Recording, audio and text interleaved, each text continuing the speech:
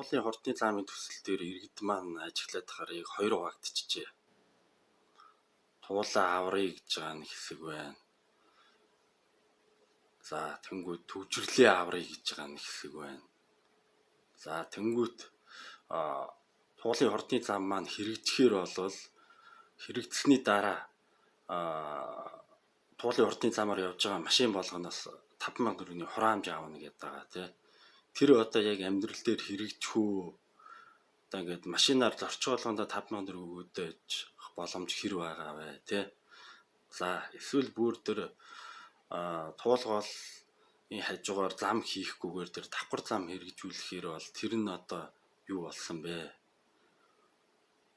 Одоо энэ төвжирлээ шийдэх гээд байгаа бол нээлттэй ил тодорхой хэлцүүлмээр байна. Одоо энэ сошиал орчинд одоо ямар ч тодорхой юм алга зүгээр л нэг тийм нэг явган хэрүүлийн шинжтэй байдаг юм.